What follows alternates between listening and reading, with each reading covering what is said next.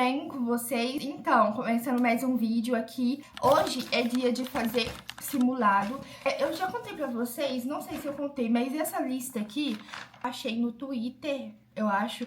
E aí é a ordem das provas do Enem mais difíceis. Aí toda vez que eu faço uma prova, eu risco aqui. Então, essas foram basicamente todas as provas que eu já fiz. Então, aí hoje eu vou fazer mais uma e eu acho muito engraçado porque toda vez que eu gravo aqui, eu tô fazendo simulado. E aí tem impressão pra vocês que eu só faço simulado. Não, gente, eu juro que não é só simulado que eu faço. Eu também corrijo muito bem, eu já expliquei pra vocês. Inclusive, um tempo atrás eu fiz um vídeo e aí eu tinha corrigido o simulado e tava o número de acertos assim na capa. Só que aí eu mostrei sem querer.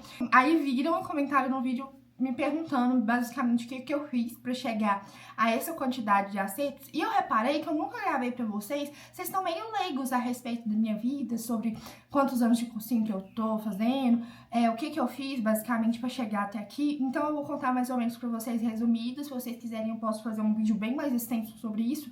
Basicamente eu fiz meu ensino médio no Instituto Federal. E quando a gente faz o ensino médio no IF, a gente precisa fazer um curso técnico também. Eu fiz o de eletrotécnica.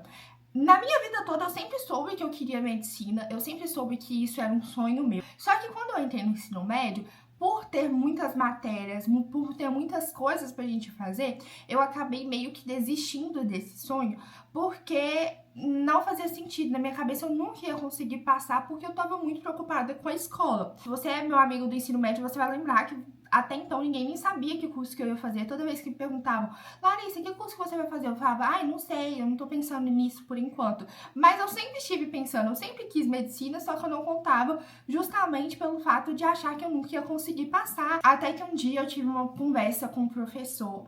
Gente, esse professor, ele não tem rede social nem nada, mas eu sempre queria muito agradecer a ele por essa conversa. Eu tava quase chorando no corredor, porque eu tinha decidido que eu não ia mais tentar fazer medicina, eu ia fazer outro curso, eu queria fazer... Minha segunda opção de curso era Relações Internacionais, nada a ver, né, gente? E aí eu conversei com ele, virei pra ele e falei assim...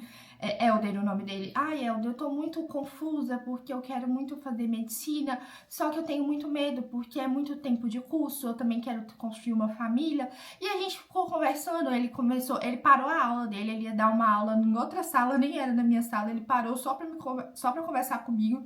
E aí a gente começou a planejar, enfim, e no fim... o resumo da conversa é que o tempo ia passar de qualquer jeito, eu estudando pra medicina ou não. O final seria se eu passaria esse tempo infeliz em outro curso ou fazendo o curso que eu queria. Só que, ao mesmo tempo que eu queria, gente, o IF é muita matéria, é muita coisa pra você resolver. Então, gente, não tem tempo de você... Na verdade, tem, porque eu tive muitos amigos que passaram direto do terceirão em medicina, só que eram pessoas muito dedicadas.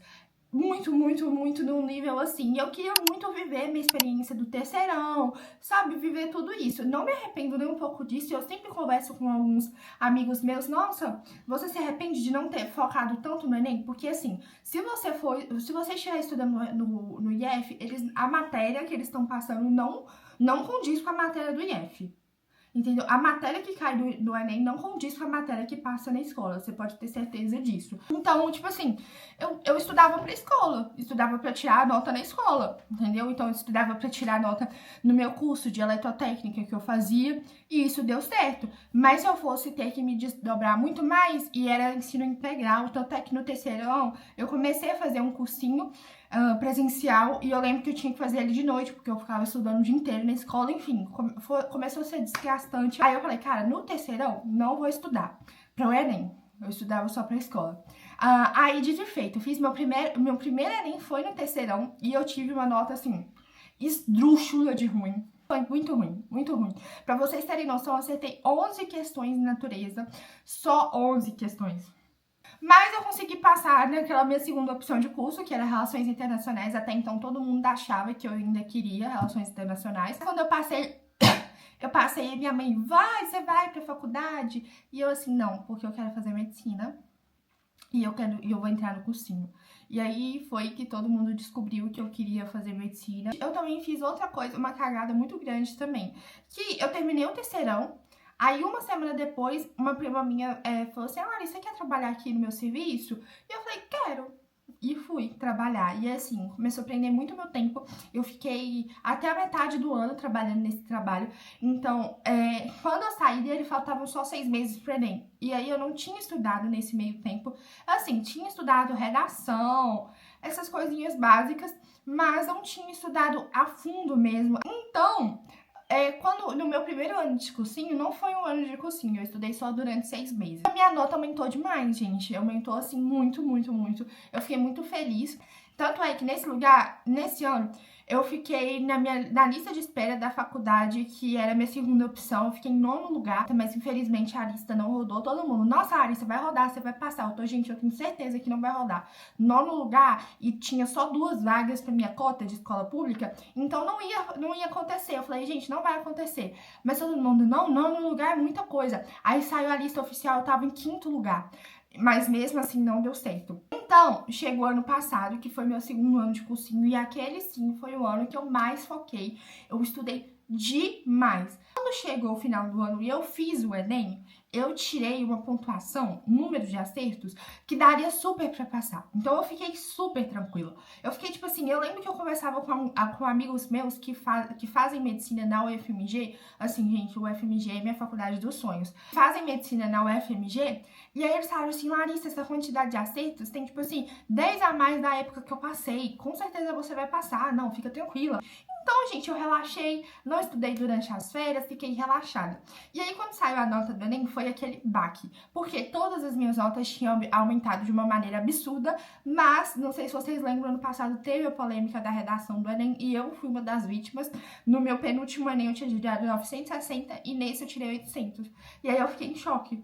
Porque, assim, daria pra passar se eu tivesse tirado um 920 mais, o que já era de costume eu tirar, porque eu já tinha tirado 960 na redação do Enem. Não fazia sentido nenhum, minha professora de redação também ficou tipo assim, como assim você tirou só 800? Pra quem não sabe, pra quem não quer medicina, 800 é uma nota muito boa, mas pra medicina não fica tão legal assim. De média geral, a minha média ficou menor do que a média do último Enem. Por causa de redação. A redação, gente, desceu muito a minha média. Hoje é um assunto totalmente superado, tá, gente? Eu não ligo de falar isso, porém na época eu fiquei muito chateada, porque por mais que eu me esforcei muito, eu tirei a mesma coisa que eu tirei quando eu não estudei nada pra fazer o Enem. Tipo assim, de redação, eu tirei 800 no meu primeiro Enem, sem estudar nada, e nesse eu também tinha tirado 800. Eu fiquei, poxa, só que quando eu vi que isso não tava acontecendo só comigo, eu falei, poxa, ok, também não tá acontecendo só comigo, muita gente... Aconteceu isso, mas é aquela coisa, se não fosse a redação eu teria passado esse ano. Inclusive eu não consegui nem colocar a minha nota desse ano, porque como o SISU estava permitindo usar a nota dos 3 últimos Enems, então foi o meu penúltimo Enem que contabilizou para eu tirar a nota. E aí, como que eu fiz para aumentar meu número de acertos? Primeiro, eu não tinha uma base teórica muito forte. Então, meus 6 primeiros meses de cursinho, foi basicamente assistindo muita aula. Eu não consegui fazer todas as questões do Enem, mas eu assistia muita aula. Mas é porque eu não tinha base teórica nenhuma, né, gente? Uma pessoa que tira 11 em natureza não tem base teórica. Então, eu melhorei muito a minha base teórica. Eu lembro que biologia, eu comecei melhorando de biologia, porque biologia era que dava para garantir o maior número de acertos, e aí melhorei muito em biologia, depois melhorei muito em química, e até agora eu tô tentando melhorar em física. Não tá dando certo, não. Fazia simulado, prova antiga, e corrigia muito bem essas provas antigas, assim como eu faço hoje.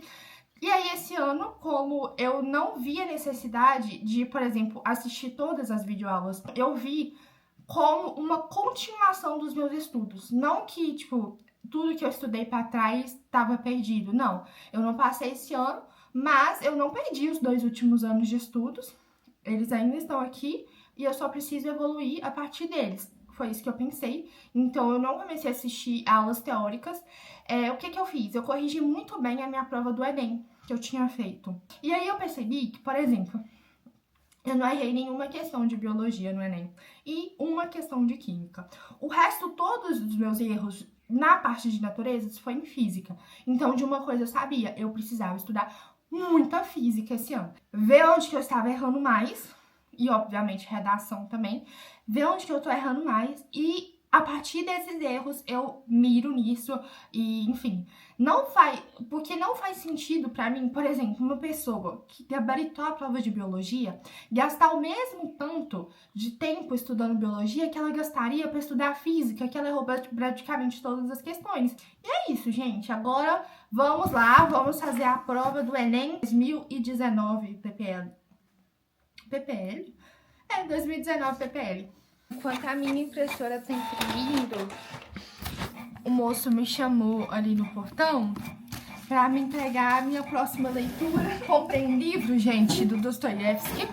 E eu comprei uma edição de bolso. E eu sabia que ele era pequenininho, mas eu não sabia que era tão pequenininho assim. Lembra que eu tinha falado que eu tava lendo esse livro aqui? Você me ganhou no Olá? Eu li e eu achei uma bosta, sinceramente. Eu falei pra vocês que romance não tava me pegando. Eu tinha comprado um do Dostô, só que antes dele chegar, eu comecei a ler esse daqui porque, tipo assim, eu não gosto de ficar sem ler nada, sabe? Então, aí eu tava, como eu tinha terminado esse daqui, eu falei, vou começar a ler esse daqui. Esse daqui é A Última Carta de Amor, é da mesma escritora de Como Eu Era de Você. Os dois não tá me pegando, tá, gente? Esse daqui, já terminei de ler, é uma bosta, o final, assim, muito mal desenvolvido.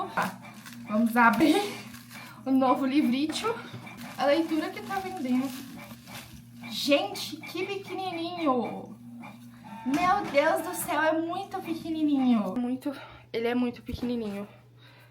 Ele é realmente uma edição de bolso. Por quê, gente? Eu estava acostumada, porque eu também compro livros de bolso do Dostoiévski. Eu comprei um recentemente da Martin Claret. E olha aqui a diferença. Se bem que de tamanho não... tem muita diferença. Acho que é porque esse livro, esse daqui é maiorzinho, né? Mas olha esse daqui é de bolso, realmente. E assim, não é uma crítica, tá? Quando eu falo que é muito pequenininho, não é uma crítica, tá? Eu acho muito legal livros pequititinhos, eu acho muito bom pra você levar na bolsa. Eu só estou estranhando que ele é muito pequenininho, eu nunca tinha visto um desses.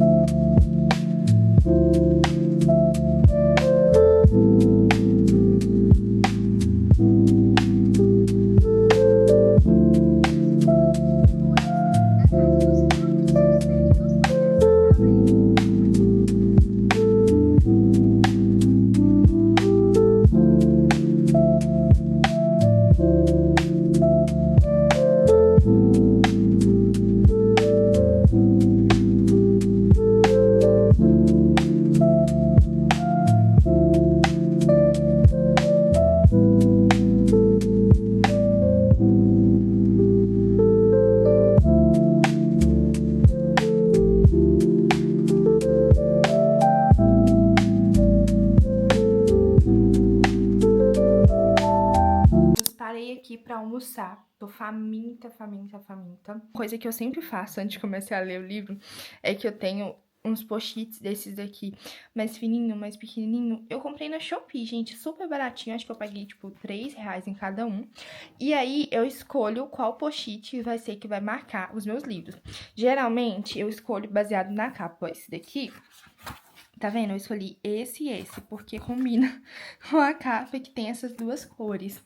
Aí, quando vem, assim, esses livros mais michuruquinha, digamos assim, que, tipo, não tem muita cor, aí eu pego, tipo, aqui amarelo não, laranja. Aí eu vou pegar um laranja e um mais branquinho aqui. Nossa, nem sabia que eu tinha esse daqui, branquinho. Vai ser esses dois aqui que eu vou usar. De posse da minha prova, acabei de terminar. Considerações finais sobre elas.